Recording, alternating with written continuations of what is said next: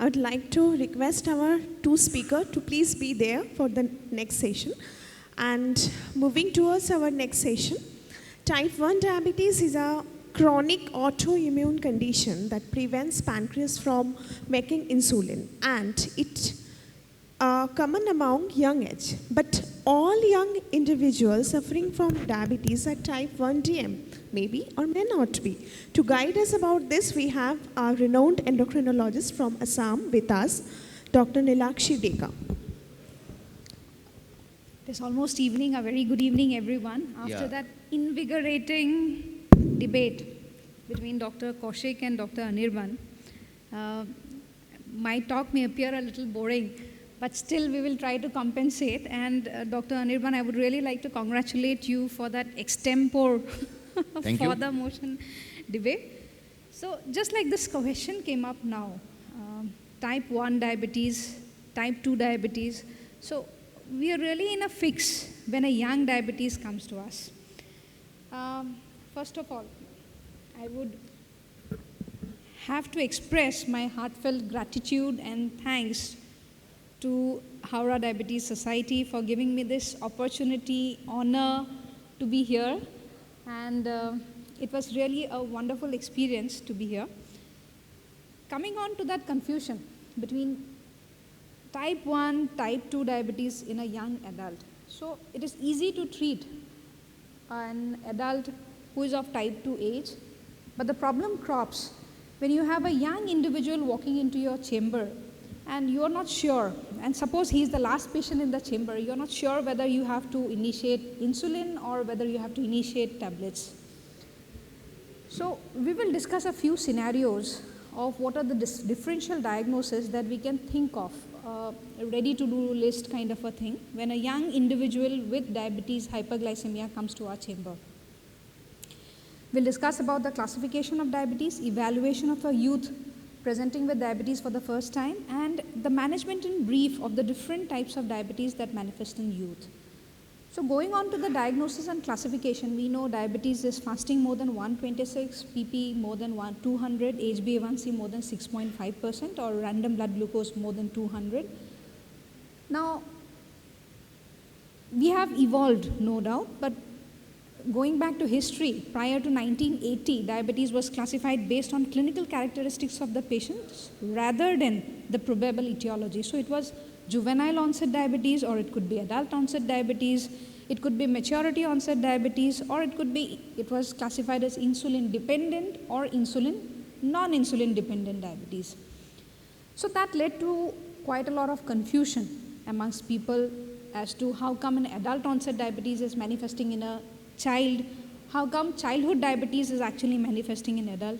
So to put an end to that all confusion, we have a new classification of diabetes which includes 4 major clinical cases: type 1 diabetes, which could be immune-mediated, idiopathic; type 2 diabetes, certain other specific types of diabetes like monogenic diabetes, exocrine pancreas insufficiency, drug or chemical-induced diabetes, and we have gestational diabetes mellitus. Now, type 2 diabetes is relatively common, and it has certain characteristic diabetic dyslipidemia like high triglycerides, low HDL, normal or high LDL. A C-peptide assay is a very easy way to differentiate the beta cell reserve in an individual, because type 2 diabetic individuals have a good insulin reserve, good beta cell reserve, compared to type 1 diabetes who are insulin deficient, do not have any beta cell reserve. And again, there are certain autoimmune markers which can help us differentiate type 1 from other types of diabetes, like anti-glutamic acid decarboxylase antibodies, insulin autoantibodies, islet cell antibodies. These can be estimated to differentiate type 1 from type 2, because type 1 are mostly autoimmune, and these autoimmune markers are present in such individuals. Type 1 diabetes, going back to type 1 diabetes, it's an absolute insulin deficiency due to destruction of the pancreatic beta cells, and patients are completely dependent upon exogenous insulin injections for survival and health. Trial of metformin in patients with type 1 diabetes actually did not show any benefit, and so metformin is out of type 1 diabetes treatment. However, certain individuals, it was who say type 1 diabetic individuals who become obese later in their life, say adult onset type 1 diabetes who become obese later, and they develop insulin resistance, perhaps off-label metformin could be tried, but they are not FDA approved, or guidelines do not approve their use, and trials have failed to show any benefit of metformin in type 1 diabetes. Fortunately, type 1 diabetes is relatively uncommon, and it is characterized by abrupt onset of symptoms, and they can present with fatal diabetic ketoacidosis like symptoms. On the other hand, when a young individual comes to us, instead of prescribing insulin right away, considering that the patient is type 1, he could also be type 2 diabetes. So what are the characteristics of type 2 diabetes? The patient will have a strong family history of diabetes, signs of insulin resistance like acanthosis nigricans, skin tags, obesity. There is a fair to good beta cell reserve as reflected by the C-peptide levels. C-peptide assay and anti-GAIR antibody are very important tools to differentiate type 1 from type 2. In type 1, C-peptide is absent or deficient, and anti-GAIR antibodies are likely to be positive, whereas type 2 will have a robust C-peptide level and autoimmune markers will be negative. However, having said that, we should also remember that these are not watertight compartments. Say, even individuals with type 2 diabetes at times can have a low C-peptide level because of glucotoxicity.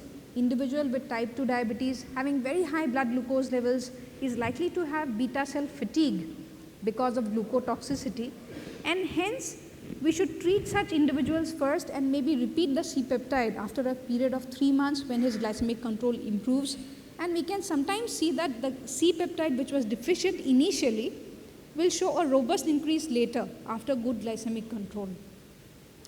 However, C-peptide and anti-GAD antibodies go a long way in helping us guide whether it is type 1 or type 2 diabetes.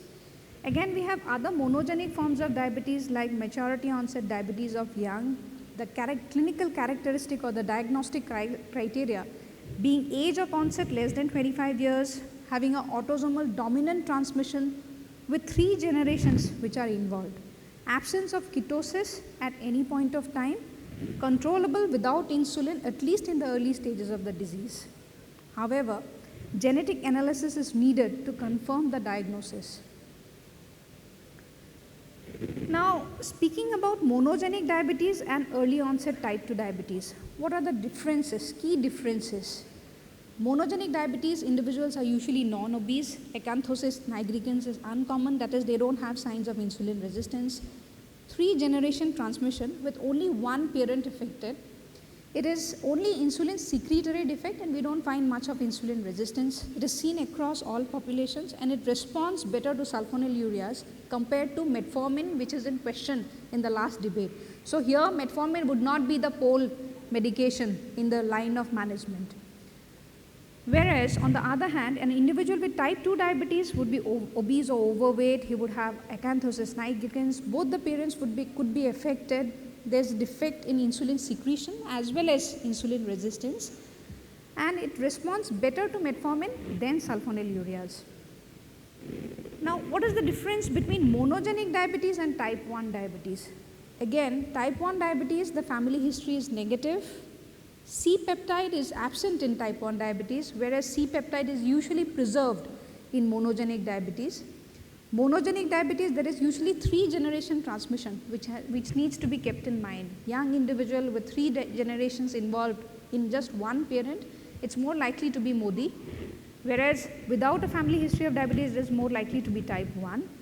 Pancreatic antibodies are absent in monogenic, whereas they are positive in type 1 diabetes. And again, monogenic diabetes would respond better to sulfonylureas compared to type 1 diabetes who would respond only to insulin. Again, we should not forget that there is another variant which may be present, with which young individuals or a child may present with hyperglycemia, that is fibrocalcific pancreatic diabetes. Now, this is an uncommon form of diabetes which is found only in certain parts of India. It is more common in the south. Diagnostic criteria are patients should be from a tropical country, diabetes should be present, and there is evidence of chronic pancreatitis.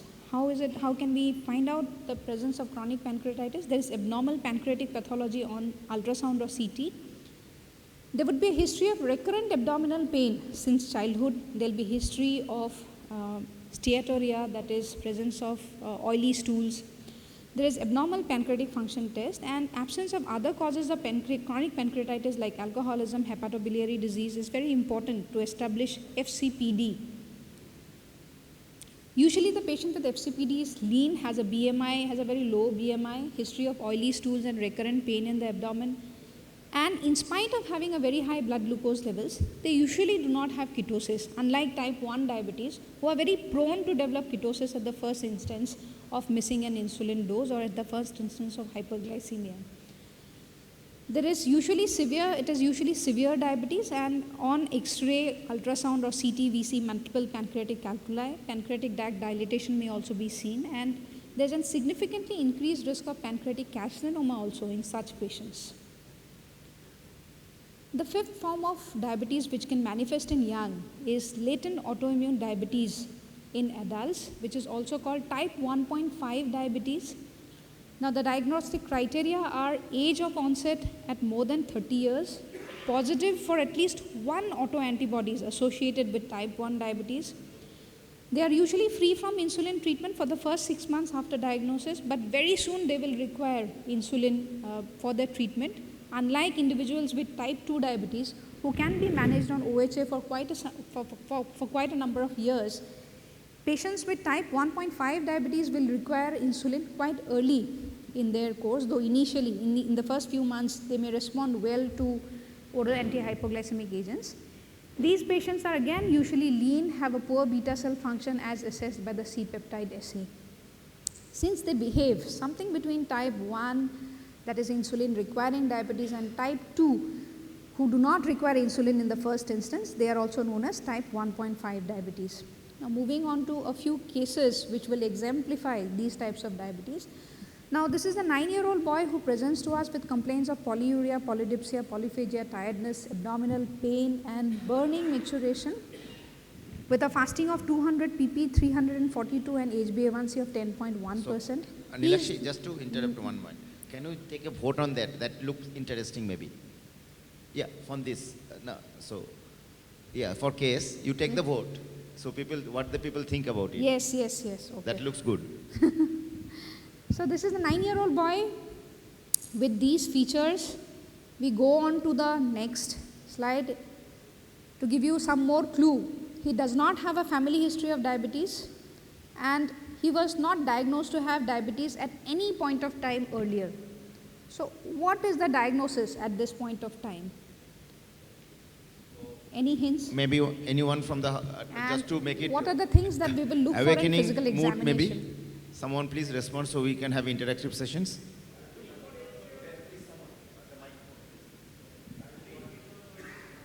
Urine ketone, anything from your end? So we will look for urine ketones, number 1. Number 2? What else you need? Very good, an ultrasound. Yes, antibodies. But prior to that, anything else that we would like to check? And okay, no one is in the floor for mic, so should I go down? Anyone in the floor who can provide the mic? Please help.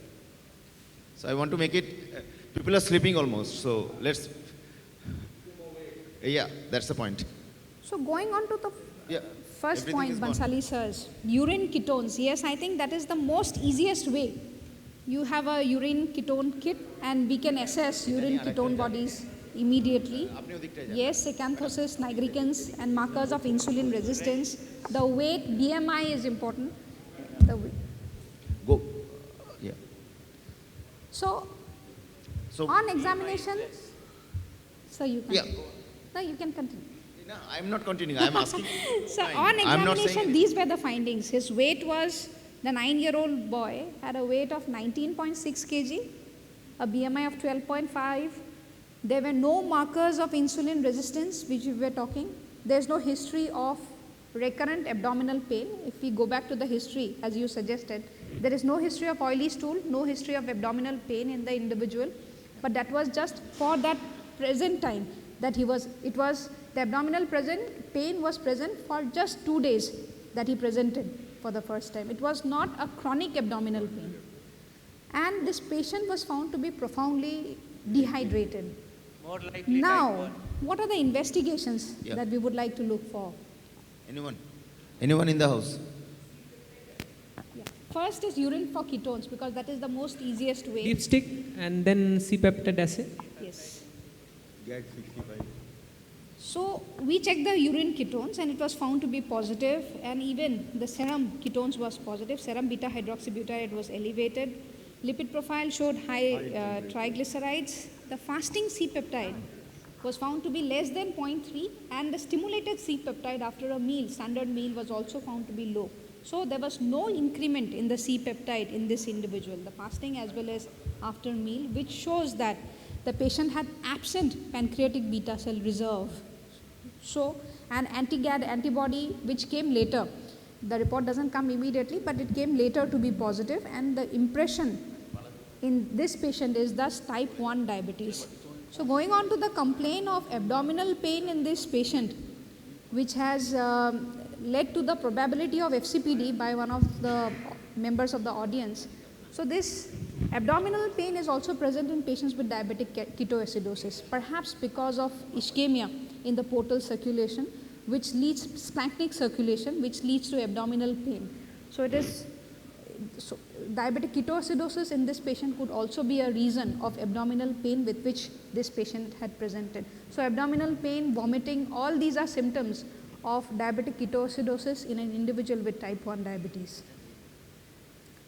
So this patient was managed, was put on IV insulin infusion along with IV fluids, and later there was an overlap between subcutaneous and IV insulin, and he was managed with basal bolus insulin regimen later on. Now coming on to case 2, that was a case of type 1 diabetes. Now we go on to this second case. Please have a look. A 12-year-old girl who presents to OPD with a diabetes duration of 6 months. So the previous patient did not have a history of diabetes. She has a history of diabetes of 6 months, has been diagnosed as type 1 diabetes because of her age of onset of diabetes. At 12 years, you wouldn't like to argue with the fact that she could not be type 1, she could be something else, so in a center. So she was diagnosed as type 1 diabetes and initiated and safely initiated on insulin. However, the blood glucose was always uncontrolled, fasting of 196, PP of 320, HbA1c of 10%, and she had a strong family history of diabetes. Unlike in the first case, the boy who did not have a family history, the girl had a strong family history of diabetes. So if you see, this is the patient. So if you see, this is the patient and this is the pedigree chart. Both her parents had diabetes. If you go back into the mother's history, you see the mothers, both father and mother had diabetes. And when you look into the father's history, both the parents of the father also had diabetes. So this is a patient, 12-year-old child with a diabetes duration of 6 months and a strong family history of diabetes. 12-year-old child with a BMI of 27.5. Her abdominal X-ray and ultrasound, this time we were more cautious, it was normal. Eye examination was normal. So what was the percentile? BMI percentile? I'm not really sure. And on examination, acanthosis nigricans was present in this patient, so which is a marker of insulin resistance. So these findings really make our job easy.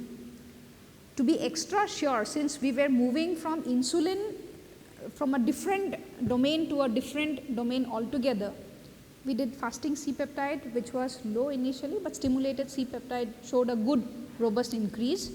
So this indicated fairly good pancreatic reserve. Anti-GAD antibody was negative. So what is the diagnosis in this case? It is early onset type 2 diabetes. She was advised diet and lifestyle modification along with metformin, the molecule in question in the past debate. She was also started on glimepiride, but then it was discontinued later, and she continued to do well with metformin alone and lifestyle modification. Now, going on to the third case, a 15-year-old girl presents with a HbA1c of 9.9%, was detected to have diabetes at 13 years of age when she was evaluated for urinary tract infection. She has a strong family history of diabetes. Her mother was affected, grandmother was affected, and her maternal aunts, that is, the Masis, were affected, and her sister was also affected. Now, this is something which is crucial. We have a young onset diabetes with hyperglycemia and strong one-sided family history of diabetes. Sister, maternal aunts, mother, great-grandmother, grandmother. This is the pedigree chart. This is the patient. If you can see, the sister is affected, mother is affected, mothers, all sisters are affected, mothers, again, parents are affected. So, one-sided, 3-generation affection with diabetes. She was lean again with a BMI of 20, and all other systemic examination was normal. She did not have any signs of acanthosis nigricans or any insulin resistance. So, what other investigation would you do in this patient to establish the diagnosis? What would clinch the diagnosis now? Serum insulin, C-peptide and antibody. Yeah, C-peptide is something which is important, and urine for ketones again we will test. The patient's urine ketones were negative, C-peptide was 1.2 and the stimulated C-peptide was 2.4. So, which implicates that she has a fairly good pancreatic reserve and she was diagnosed to be monogenic diabetes. However, we should remember that monogenic diabetes is a genetic diagnosis actually. We need genetic analysis, but these are the simple clinical criteria by which, sitting in your OPD, you can have a clue as to what kind of a diabetes you are dealing with when a young patient comes to you. She was started initially on insulin, basal premix, regular insulin and premix insulin along with glimepiride 1 milligram twice daily since there was very severe hyperglycemia. Gradually her insulin dose was decreased and she was continued on glimepiride alone and she continued to do well. Coming on to the final case. Can you just sum up the things first? Yes. Coming on to the final case, a 20-year-old man comes to you with a diabetes duration of 2 years. This person complains of recurrent abdominal pain, passing oily stools. He does not have any family history of diabetes, so it was unheard to them, somebody in their family having diabetes. And he was on oral anti-diabetic agents since diagnosis, but his HbA1c was grossly uncontrolled. He had very high fasting PP. An X-ray revealed pancreatic calcification. C-peptide was done, which was again low, but it was detectable in this patient, and urine ketones was negative in spite of having such high blood glucose levels. So it is worth noting that these pancreatic calcification would usually occur at the level of T12 vertebra to L1 vertebra. So that is where we should look for pancreatic calcification. He was started on a basal bolus insulin regimen along with pancreatic enzyme supplement, and he continued to do well. So to summarize, we had 4 instances of 4 different diabetes. 9-year-old child presenting with type 1 diabetes, 12-year-old girl having type 2 diabetes, signs of insulin resistance, having a robust C-peptide. We had a case of monogenic diabetes with a strong history of diabetes in 3 generations in one parent, with a fairly good C-peptide level, absence of ketosis.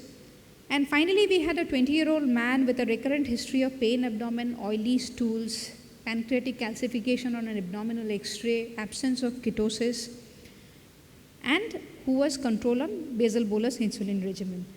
So diabetes in youth is heterogeneous and it needs detailed evaluation. Taking the family history is of utmost importance. If it is positive, and if it is positive in 3 generations, we are perhaps dealing with maturity onset diabetes of young. In these patients, ketonuria is negative, C-peptide is fair, they have a good response to sulfonylurea, do not have signs of obesity or insulin resistance like acanthosis nigricans. If the family history of diabetes is positive, but not for 3 generations, ketonuria is absent, C-peptide is robust, and they respond well to metformin, then we can safely put them in the common garden variety of type 2 diabetes. They will also have signs at times of obesity and acanthosis nigricans, and we can classify them as young onset type 2 diabetes. If the family history is negative, ketonuria is positive, C-peptide is absent, it is type 1 diabetes. If the family history is negative, ketonuria is negative, C-peptide is poor, abdominal X-ray is positive for pancreatic calcification, it could be FCPD. Easier said than actually done. Though we have classified the diabetic individuals, type 1, the young individuals with diabetes into these compartments, but practically speaking, at times it becomes difficult to distinguish the different types of diabetes. But keeping these in mind, at least we will have an idea of what are the different types of diabetes that can be encountered in a young individual, rather than always thinking that a young individual coming to us or a child coming to us with diabetes would always need insulin and is a patient of type 1 diabetes. With that note, I would like to thank you for the patient hearing. Thank you.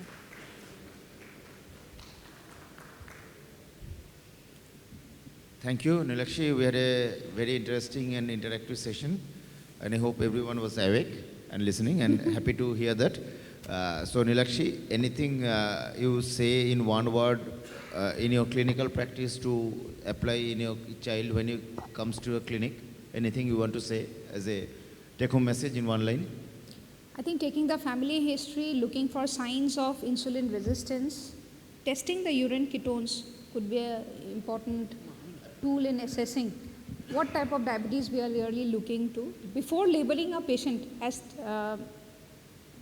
type early onset, we should be always cautious, because if we tend to miss a patient with type 2 diabetes and are treating with insulin, then it won't cause much harm to the patient. But if it's a patient with type 1 diabetes, whom we have mistaken for maybe early onset type 2 diabetes or for some other diabetes, say maturity onset diabetes of young, and we are treating with oral hypoglycemic agent, that could be fatal, and hence we need to be extra cautious in not treating a child who comes to us with severe hyperglycemia, not with insulin. We have to be extra sure that this is not type 1 and this is some other variant, and so we can safely put him on some other medication. But anyone who presents in a catabolic state, has severe hyperglycemia, be it type 1, be it type 2, be it MODY, be it pancreatic diabetes, we need to treat them initially with insulin, and so that they are resuscitated, come back to their previous health. So that is the take-home message. Yeah, thank you very much. And there are success stories we have heard, but we definitely fail as well. Remember that it is not a failure always. Thank you.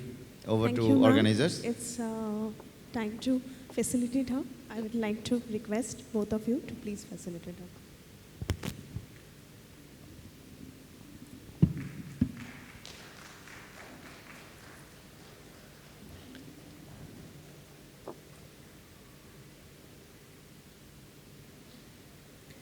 Thank you, sir. Thank you, ma'am.